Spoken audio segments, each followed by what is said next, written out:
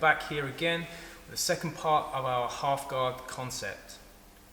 So, we looked in a previous video of making sure that we can maintain the distance and we're not flat and we're getting crushed. So just as a recap, we're coming out, we're keeping our partner away, we're using our foot to shrimp, bringing the knee in, using my body almost like I'm bending, arching my hips, my back. I use my hand if I want to create this control.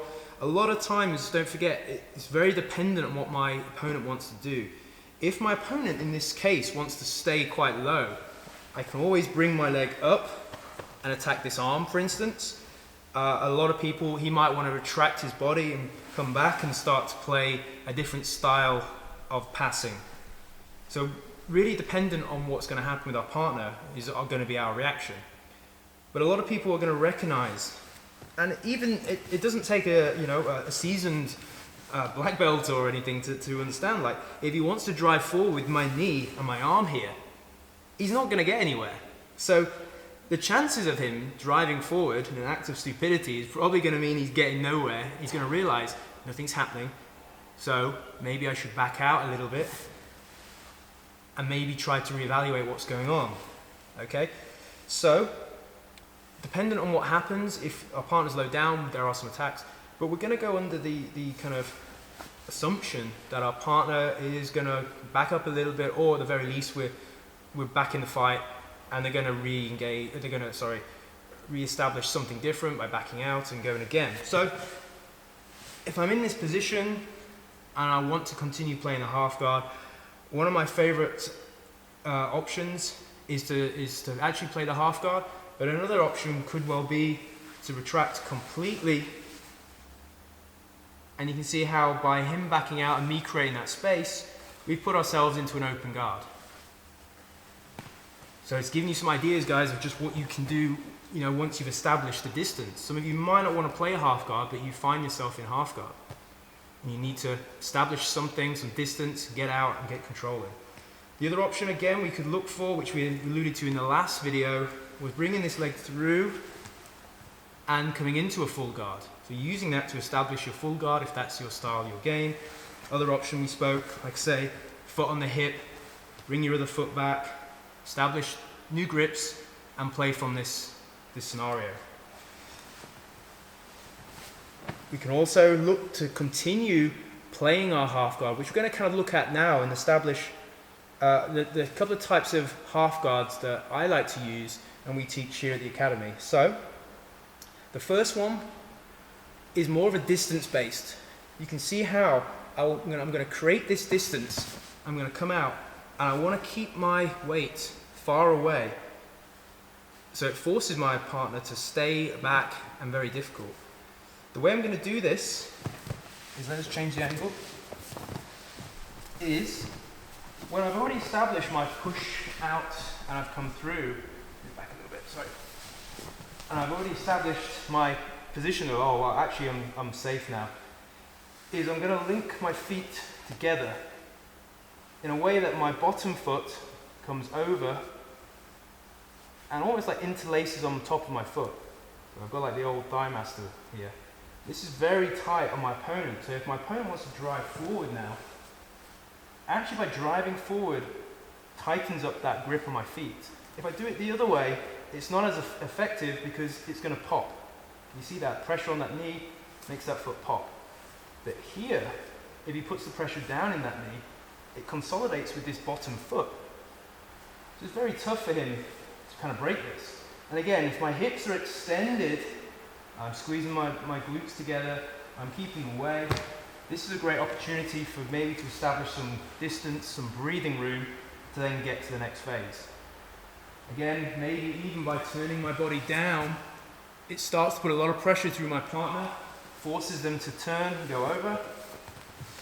And in many ways, this could itself be a nice opportunity, a nice sweep. And you have some advanced stuff from here, especially rotating and diving under. But at the very least, it gives you that opportunity now to create some distance. Maybe I wanted to use that, put my hand back, shrimp out, foot on the hip. And again, establish an open guard or a butterfly or internal or something. The second way we can play this is the one I actually prefer to play.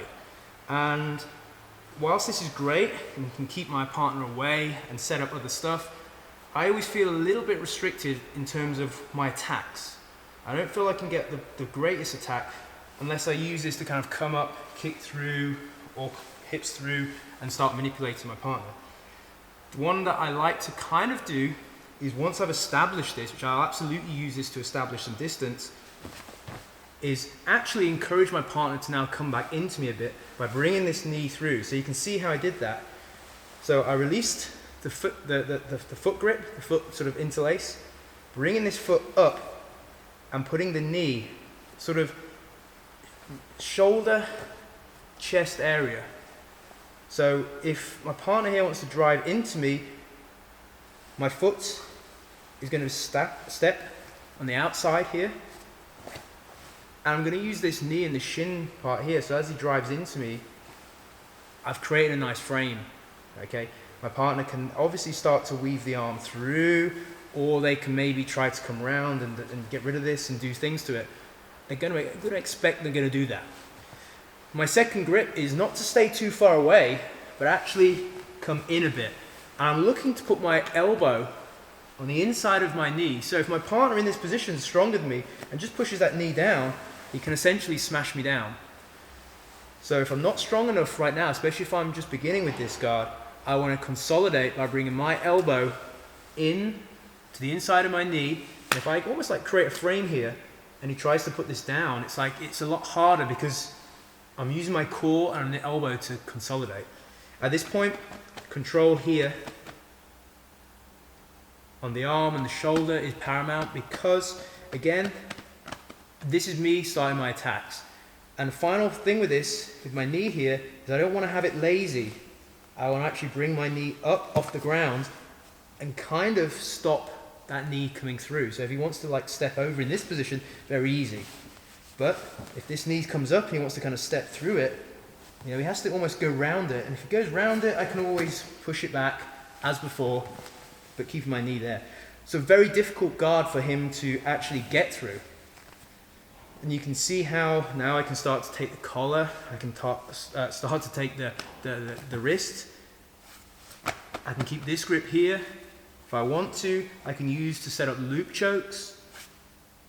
I can come on the outside, grab this elbow, start to flare, moving and shifting his weight over in conjunction with this knee. I can even start to, one that I especially like in the no-gi, is to come down and control the wrist and keep the shoulder. So you can see how flaring the elbow can open up the kimura. Or when you get a bit more advanced and you like this, is you bring this in ever so slightly into the chest and keep this strong. And I want to now control double on the wrist. Also works quite well with this here in conjunction to bringing it. So we have some options from there. So not to get too confusing with what we're going through, but we're simply looking at the two methods of using the shield. And you can see in both instances of these guards that I'm playing, I'm controlling the distance. First one, with my knee and my feet are interlaced, the thigh master grip, I'm controlling the distance. I choose to get close. I can obviously kick the leg through and come close. If I choose to back away, I can step, I can retract, I can come out even more. So I get to dictate. My partner's going to struggle to dictate the distance when my knees are here. And then the second one, which I actually like a lot more, is I'm controlling the distance. The distance I want in this case is here. I want to encourage my partner to almost come into me, a false sense of security as he starts to put the weight through because he feels my head's here. Exactly. See how he wants to maybe grab for and pull me in. It gives me the opportunity to actually load my partner up. And again, if the knee gets smashed down, distance, control, start working for the guards. Don't like the guard at any point or I lose it. Distance control, and I'm back in.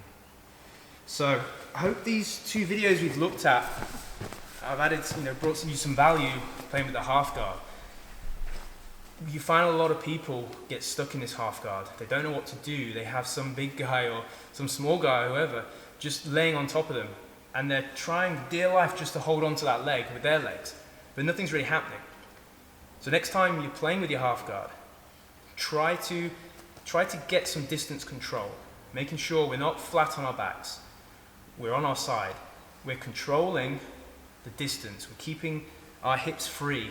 Again, essential our hips are free so they can move in and out, making sure that we can control our partner's upper body, their hip line, their chest, and really deciding on dictating the pace, the distance that we want in that half guard. So I hope this has brought some value. Like I said, ideal for beginners who are really struggling is to try to play with that distance now and try to understand really what you can do in that half guard. It's a great, really strong guard.